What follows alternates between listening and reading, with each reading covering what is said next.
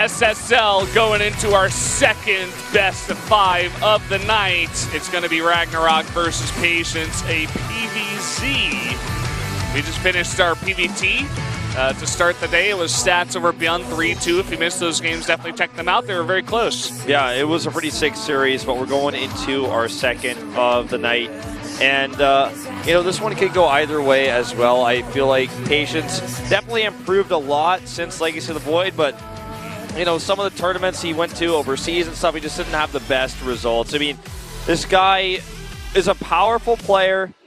He did beat Classic, as you guys could see, but I don't know, man. I don't know how well he's going to do here, to be honest. Yeah, I'm kind of questioning this one as well because, I mean, as Patience doesn't have that many results. I mean, he did beat Classic, so that's a big deal. This guy doesn't have all that many results either, but he seems to be doing really well in Star League in terms of, you know, certain matchups. He did fall to Solar in the semifinals there, but then, well, that's how he got here, I guess. Yeah. Since then, he's lost a couple of games, one against Protoss, one against Zerg.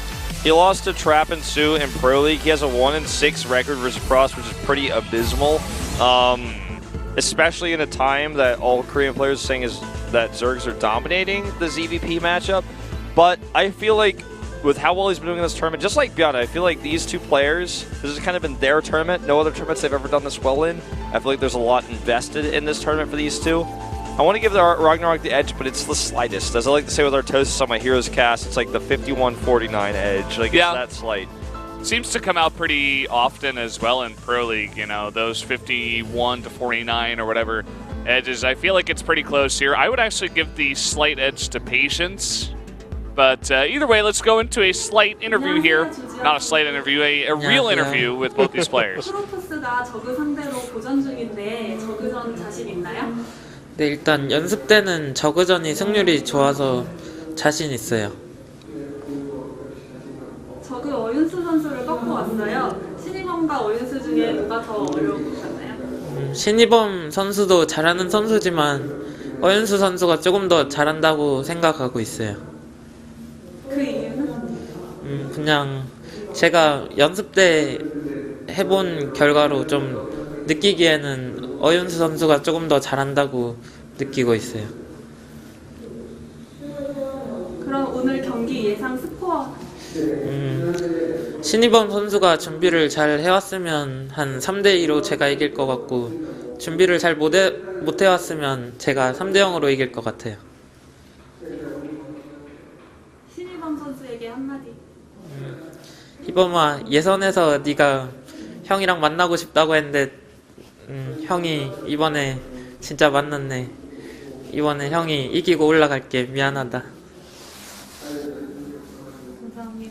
감사합니다. 안녕하세요, 신이범 선수. 네, 안녕하세요. 프로토스 네. 공식전이 1승 6패인데 불안하진 않아요? 그 1승 6패인 건 오늘 처음 알았고, 그걸 뭐 1승 6패라고 해서 전혀 불안한 것도 없고, 제가 스스로 그냥 잘하면 될 것 같아요.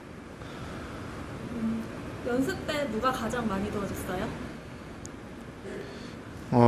저희 팀 토스 영봉 형이랑 준호 형이 둘 다 잘 도와줘가지고 오늘 자신 있고 감사한 것 같아요, 두 명에게. 어떤 조언을 해주던가요?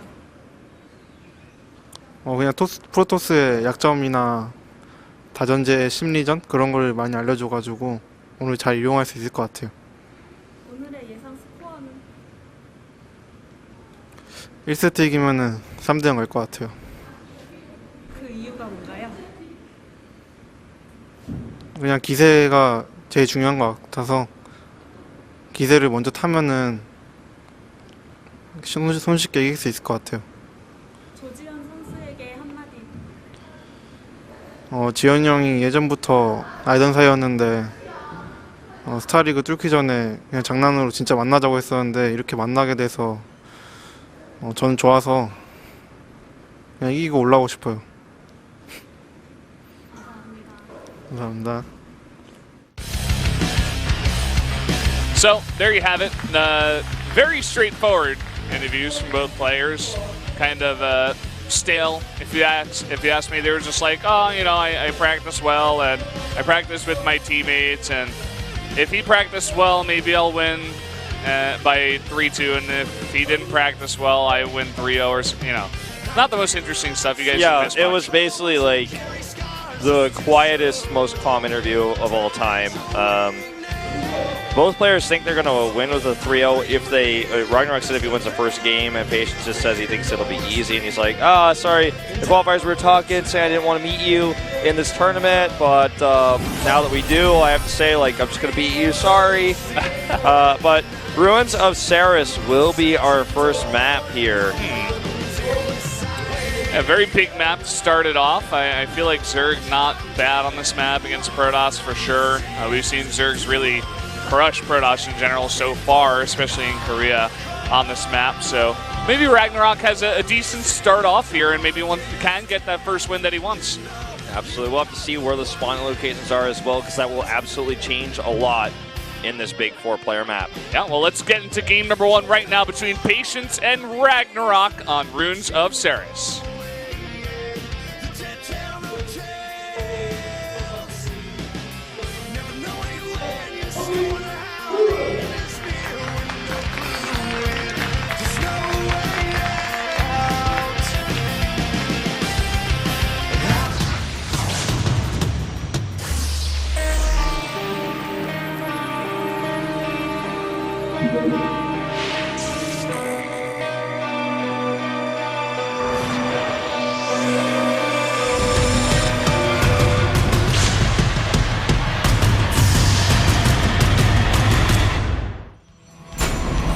Here we are in game number 1 on Runes of Ceres. Down in the bottom right in the red, Protoss player from Dead Pixels. It is Patience.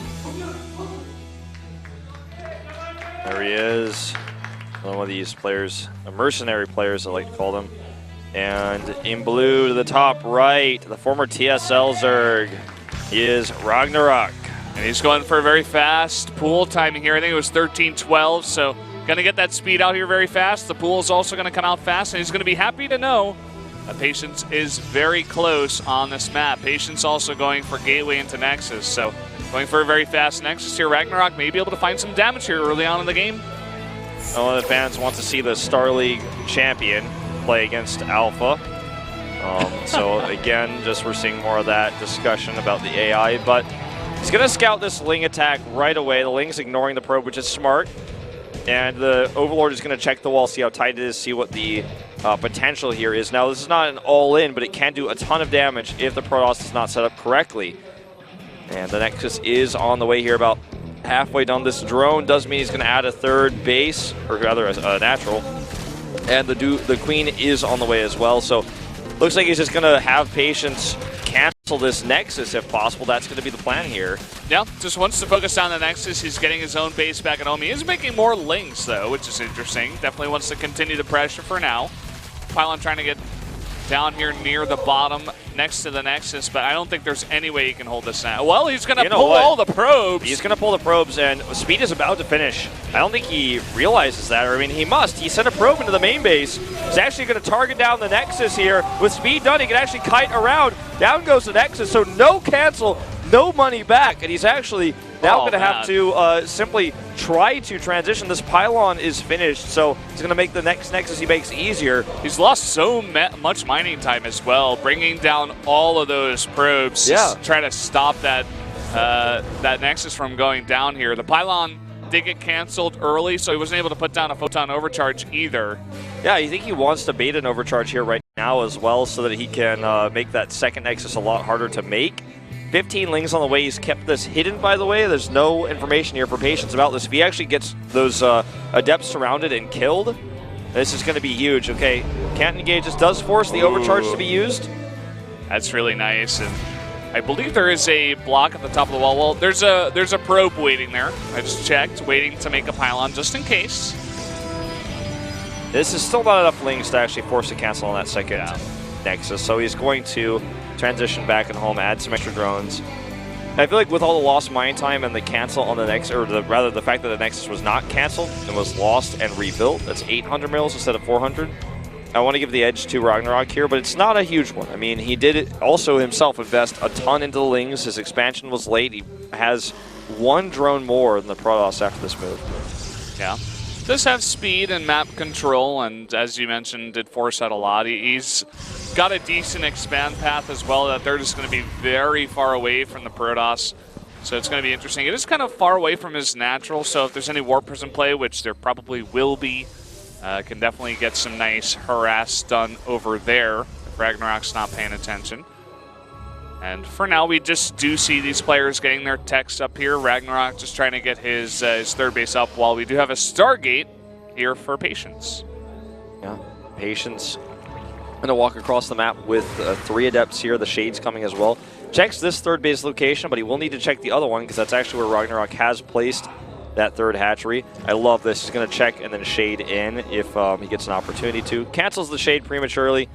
We'll see the timing of the hatchery, which is pretty late, of course. Now, these Adepts are going to die, but he's going to try to get into a nice spot here, and that he does, so he's going to maximize their value.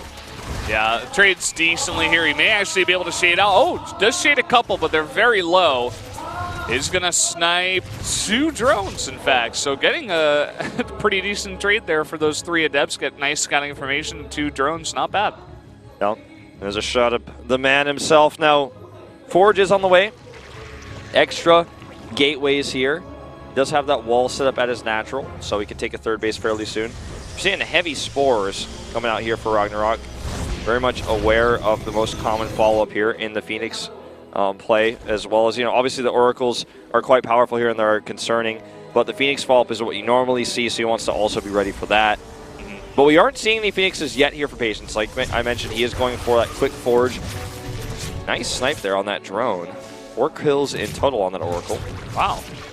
Pretty slippery there, getting a decent amount of kills. Oh, another cancel. Well, the first cancel of the game here. Yeah. Did kill the Nexus before. That's a cancel, though, on the third base. So that was pretty huge. And he's going to try to go for it again. The thing is, it's basically a net win because if he forces force fields to be used, that's good too. I'm really liking how aggressive RagnaroK is being in this early game. Yeah, he's using these Lings very, very well early on. Just like Leenock, Life, you see, it's quite nice to see out of RagnaroK, a budding new Zerg here. We do have a Hydra Den on the way, going quickly into those lurkers, no doubt. Very strong unit against Protoss right now that Protoss seems to not have the greatest idea of how to deal with effectively, at least. Did make the Roach Warren for safety, hasn't used it just yet, though. It's actually going to try to grab an Adept here. Those units are so powerful that like 14 Lings or however many Lings that was, like 12 or 13 Adept actually is looking. It's like the Adept is warping in, there's a photo arbitrary, he's like, I guess I just have to let it go. Yeah. Hydra range and +1 coming out, so maybe perhaps a bigger commitment to those Hydralists here. Versus what he's up against, it makes a lot of sense. There's a beefy 3-base economy where he can just pump out pure Hydra. They're in positions to where they can do well. And if he does even just a little bit of damage, the Lurker transition you're mentioning is quite powerful as well, and then you just kind of siege up. Yeah. No surprises over here at Patience base. Going very standard Stargates, Oracle. Sometimes we see more Phoenix play, but skipping that altogether, going straight into double Robo, getting lots of Immortals out here fast, and we'll probably transition eventually into Disruptors, as is the way out here in Korea. Yeah. It's actually interesting that all regions are playing a little bit differently in Legacy, because in the past, I feel like, say when a new expansion came out, even when Starcraft 2 came out, every region had its own way of playing. But eventually, I mean, as fast as we are now, like within the first few months of Koreans playing, everyone just copied the Koreans and did exactly what they did. But in this game, in Legacy so far, everyone's kind of like, nah, I like this way better. I'm more comfortable with it. There's a lot more room, I feel, to experiment, especially early on. Nothing's figured out just yet. And also the regions are separated in terms of these foreign tournaments, so don't get quite the influence just yet. Of course, they can practice and watch the Korean games, of course. But yeah. All right, a ton of ranged Hydras here. +1 isn't done yet. He's actually going to hit the anti-timing here right before it's done, and good force fields. The anti-timing, yeah. Patience right now just saying, okay, I don't want to fight you. Actually, just get away from me. Trying to make those force fields as effective as possible. Now just going to delay here, put down some overcharges. A decent number of force fields, sniping about 2 or 3 Hydras there. A lot of reinforcing Zerglings here with a Hydra rain, and now +1 finished. These overcharges aren't going to defend him forever. The key here is not to lose the Hydras. Poke as much as he can, trade efficiently, and then start morphing some Lurkers. That Lurker den's almost finished, in fact. Yeah, I love the concave here for RagnaroK too. Just poking, not overcommitting, not taking too much damage. He does need to get some more units over here, though, I feel. And to make sure he doesn't get caught off here, actually, on the side. Nice job by Patience keeping his army together and not really overextending here. Well, as it takes you know, a lot of time for those Lurkers to morph, and he didn't get the trades he wanted, he will back off for now. It looks like maybe perhaps morph them at home. And during this time, Patience moves out aggressively.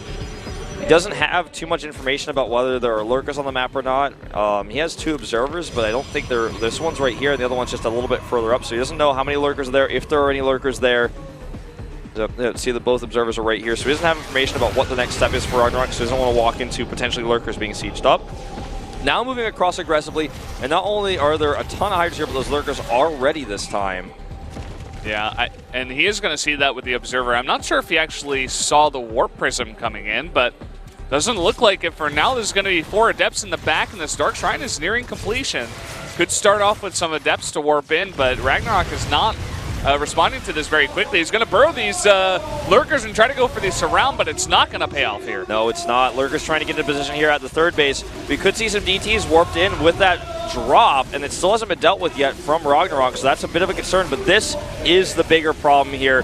DT's trying to defend right now. Oh, there's no Overseer. He's got no Overseer, no detection at all. Oh yeah, he has no detection here, and you know, the thing is, even without detection, sometimes you can kill the DTs because of the splash damage, but it's just not working out for him in this case. And he knows that an Observer will eventually be there to clean up his Hydras, even though at that one moment there was not, or not Hydras, rather Lurkers. DT in the main base causing him some grief as well. Looks like it was cleaned up. 24 drones went down. He's now 5 workers behind. And RagnaroK needs to solidify his position at that 3rd base, or he's just going to find himself way, way too far behind. He wants to attack here, but look at the use of all of these sentries right now. You were talking about the idea that force fields are gone for the game, but they are definitely not. Look at this, 4 DTs over at your 3rd base, trying to snipe down that Spore Crawler. Nice transfuses and really nice surround hold position there on the drones. Looks like it may just get there in time. One more swipe, and no, there goes your detection. You need an Overseer now. Yeah, there was an Overseer in the main. I don't know where it is now. It's not with his army. Man, RagnaroK is falling apart like a house of cards. No spoilers, please. I haven't seen the newest season. But you're getting a tweet later. Shouldn't have said that. But no, seriously, RagnaroK's setup was solid. He had a really nice aggressive position at the 3rd base, but all it took was just a warp into DTs, and he is losing control of this game really, really fast. Yeah, I love the way that Patience is saying the best defense is a good offense, you know? Or rather, the best offense is a good defense. But he's doing the opposite because he's defending and he's putting on the offense, just counter-attacking, using DTs. It's really working out for him. He's bought himself a lot of time to get Disruptors out now. This is where you can really just send those Disruptor shots. It's really hard to unburrow your Lurkers in time to defend against those kinds of Disruptor shots. Yeah, and he's also still got a huge ball of sentries in his army composition. He's got, I actually can't see it on my monitor. Hold on one second. He's got 5 in the army composition still from the beginning. All right, well, this is a really good position here. Disruptors are on cooldown. He's going to target down this Nexus. He has +2 for those Hydras, so they're really wailing away at literally anything, especially the Nexus. There's the cancel. And, oh, that Disruptor shot is money. Second one, not so much. Going to go in here and now get this huge concave. Oh, look at this concave. Here come the Lurkers getting into position. The Disruptor is going to come out, going to snipe 3 of the Lurkers. Now it looks like there's only 4 left with this army. Yeah, and the Hydras, of course, still do decent damage, though, against these Zealots, especially because they don't have charge. And that Disruptor shot killed 2 Changelings. That's it. He's trying to actually snipe these Disruptors, but they do escape for now. 4 Lurkers, as you mentioned, just getting up to the front, now controlling this ramp. Another Disruptor does go down, and more Hydras are walking across the map. Looks like RagnaroK is starting to grab an edge here in this game.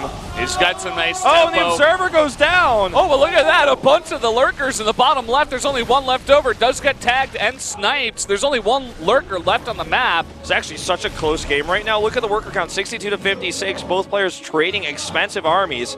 +3 does finish for Patience's army, but he never got a 4th base. That's his concern right now. Yeah, he needs that right now, and I think he's moving down to get it. He's held on. He's kept enough disruptors alive. He's got 4. In fact, I don't even think RagnaroK should be here right now until he groups up. Like, look at this. He's losing so many of these units just to the disruptors. Yeah, it's really important to split your lurkers and not have them stack on top of each other. This is just like Brood War. One of the ways to deal with lurkers, of course, is to drop Psystorms. Whether you have an observer there or not, they're going to die if they hit them. And if they're stacked up, they're really going to get crushed. And Psystorm's like really strong in Brood War, so it's a bit different. But yeah, if the lurkers are, even if you don't have vision of them, if you know where they are because you saw them a second ago or you saw them burrow, you can still kill them, and they do a huge amount of damage. Only sniping one of the Hydras there, but here come another couple balls, and there you go.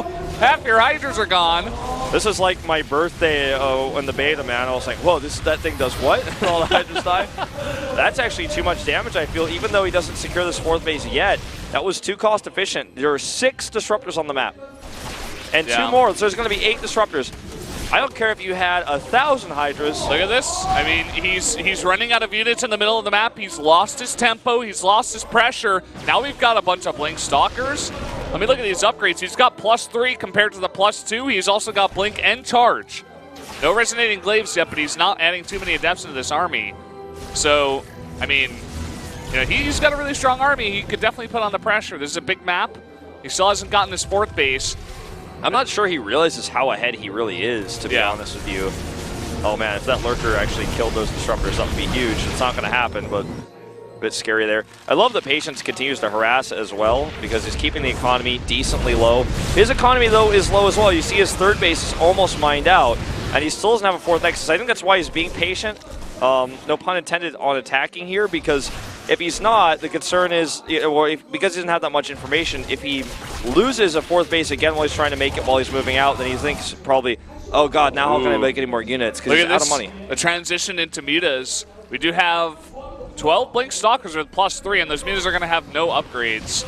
It's only 9. It's not an overwhelming number, but if you can attack with the mutas possibly, you know, take out some of the Stalkers. As you said before, the economy of Patience is not great. Yeah, and the disruptors obviously can't hit Mutalisk.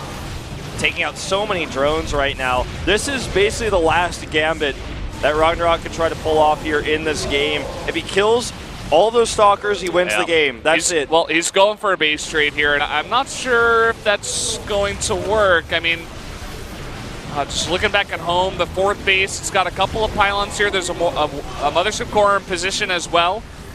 Yeah, I think the better option would have been to try to kill this army, you know, and just try to all in on it, like, well, hide the mutas. Oh, he's going to kill the Mothership Core, potentially. Yeah, that could change things. No energy, actually, on the Mothership Core, and it does go down, and the mutas are doing a decent number to all these probes. A big warp and a Stalkers, and again, they've got Blink and +3, so can definitely fight against these mutas right now. Yeah, I feel like what he was going to do, once you pointed out the muta transition, was he was going to wait until he had like 20 and keep them hidden, and then just all in on the Stalkers to try to win it. Right now, he has enough time to just warp in with the last of his money, a few more Stalkers. Some of them are separated, obviously, though. Oh, here he goes. He's going to go right on top of those now. Even though they have +3, it's a lot of bounce damage. No upgrades to the Muse. He's just targeting down the disruptors. Targeting him down, but look at this giant warp in from before. Yeah, joining the army.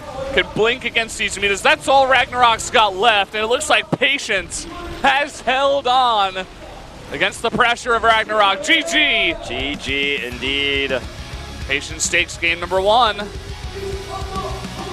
There you have it. I mean, a very back-and-forth game. RagnaroK leading at the beginning, but sticking around for those Hydras for a long, long time. And then there was just that one money disruptor shot that changed the whole game. Once he lost that chunk of Hydras, he didn't have the pressure he needed to continue to attack there. And that was basically the beginning of the end. Yeah, it definitely saw RagnaroK having a bunch of trouble with the disruptors. I love the position he got on the 4th base a couple of times with the lurkers on the low ground and the Hydras in the concave shelling the 4th base.